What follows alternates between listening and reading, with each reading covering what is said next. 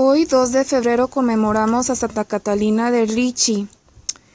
Esta santa tenía el regalo de conocer el estado de los difuntos e hizo varios viajes en espíritu al purgatorio.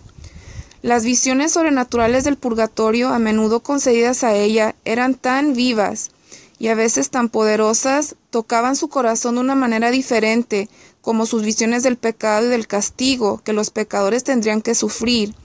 Ella dice que fue a menudo misteriosamente conducida a través del lugar del purgatorio por diferentes santos, pero especialmente por su propio ángel guardián, y haber hecho como consecuencia de lo que ella vio tales súplicas intensamente ardientes por la liberación de aquellos que ella encontró ahí, tanto así que nuestro Señor no pudo resistir sus oraciones. Ella también aprendió por estas visiones la profunda importancia en la santificación de un cristiano, de muchas cosas que parecían pequeñas en la tierra, mas sin embargo enormes en el purgatorio. Y especialmente ella aprendió esto en el caso de religiosos, al encontrar inclusive una monja de su propia comunidad, cuya vida se había destacado por la santidad, sufriendo mucho a causa de un ligero descuido en la administración de las temporalidades, que habían causado una disminución en los bienes que debería haber beneficiado a los pobres. Las almas que estaban padeciendo un castigo muy severo también ocasionalmente se le aparecían en la tierra, revelando lo que eran sus tormentos y suplicando su ayuda urgentemente. Cuando un miembro de la comunidad era quejada por una enfermedad incurable que mantendría a esa hermana persistiendo en un dolor terrible, las hermanas suplicaban a su priora para pedirle a Dios que el tiempo de la víctima en la tierra pudiese ser acortada, no fuera que ella tuviera la tentación de ofenderle por impaciencia o desánimo a nuestro Señor.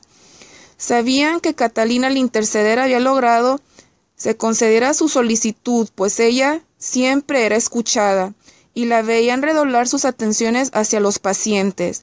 De hecho, en todos los casos de enfermedad grave, las monjas solían decir entre ellas: nuestra hermana no tiene mucho que vivir, porque verán las visitas de la madre son cada vez más frecuentes. Cuando la muerte en realidad se acercaba, la santa nunca se fue del lado de sus hermanas en lo absoluto, y ahora era el momento cuando su más maravillosa ayuda de todas le era dada a sus almas. Tan pronto como una hermana moribunda estaba en su agonía, Catalina entraba en un éxtasis. Mejor para proteger el espíritu de partida en su paso de este mundo al siguiente, por ser ella misma más estrechamente unida a su cónyuge divino.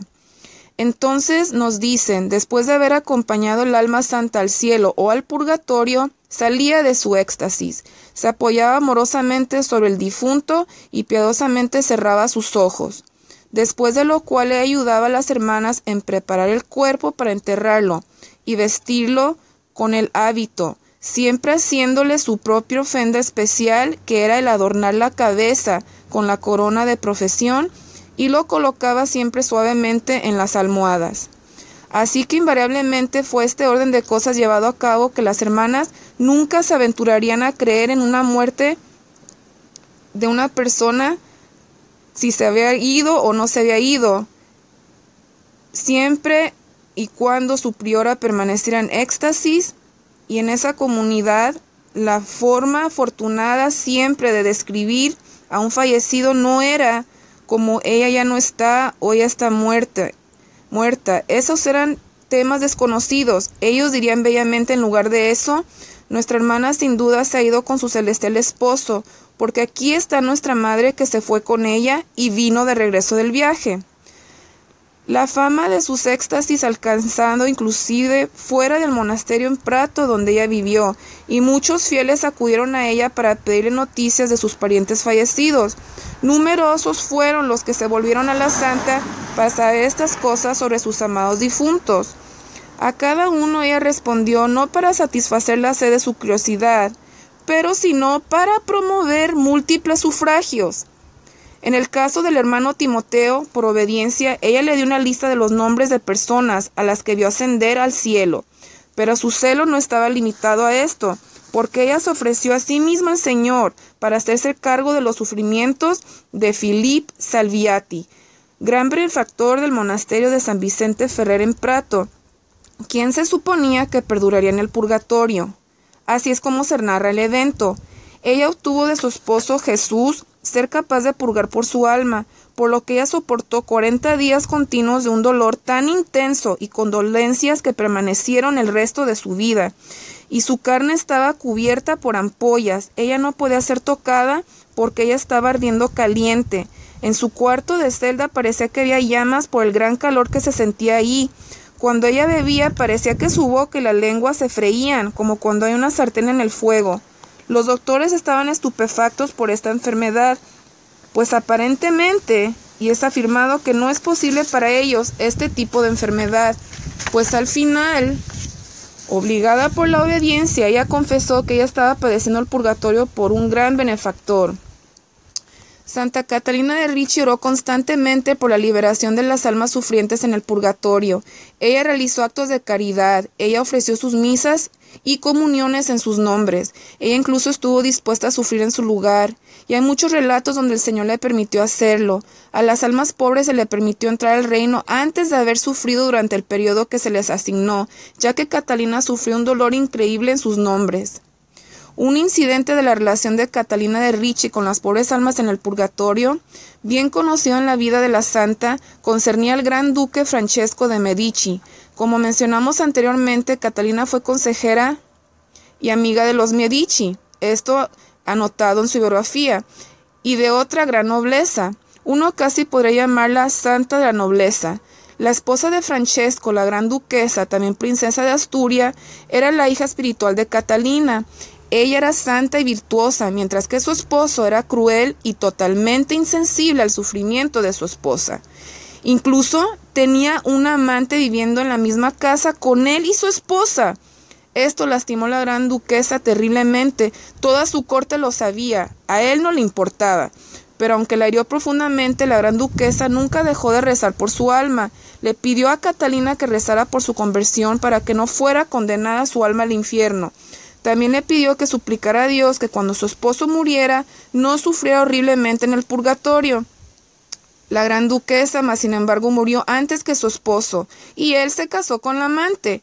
Aunque Catalina no aprobaba su comportamiento, sin embargo, le pagó a la nueva duquesa el respeto debido a su nueva estación en la vida.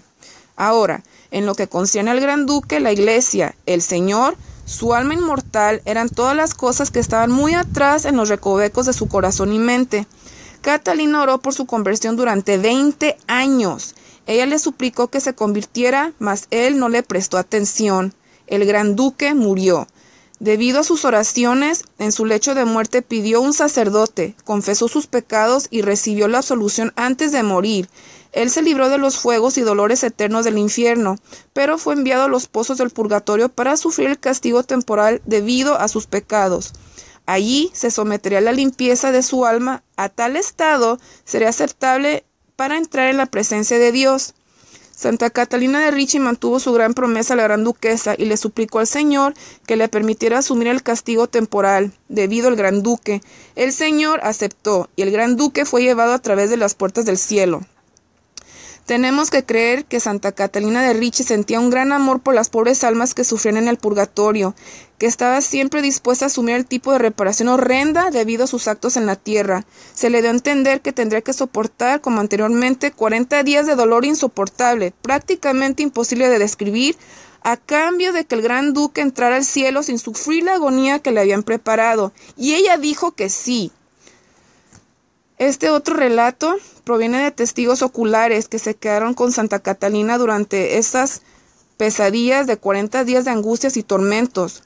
Siempre su cuerpo cubierto de ampollas en la parte superior de su piel, siempre emanando un fuego interior que la calentaba su habitación como un horno. Aquellos que intentaron ayudarla, que querían orar con ella en su habitación, solo podían quedarse por cortos periodos, ya que el calor era tan intenso que no podían respirar. Hubo momentos cuando las ampollas se detuvieron, entonces su piel tomó la apariencia de ser como asada. Cuando el fuego dentro de ella comenzó a arder de nuevo, las ampollas comenzaron a descargar un calor tan insoportable que se iban sus seguidores de la habitación por no aguantar el fuego que se sentía, la calor. Pues sí, hermanos, dejo en sus manos estas grandes reflexiones de esta gran santa que nació en Florencia el 25 de abril de 1523. y falleció un 2 de febrero de 1590. Les dejo con estas experiencias místicas y sus visiones. Ella era una gran santa, inclusive padecía los dolores de la pasión de nuestro Señor Jesucristo. Bueno, hermanos, quedamos en las manos de Dios, que queden muy bendecidos en este día y nos quedamos reflexionando. Queda con ustedes su hermana Wendy en el rincón del purgatorio.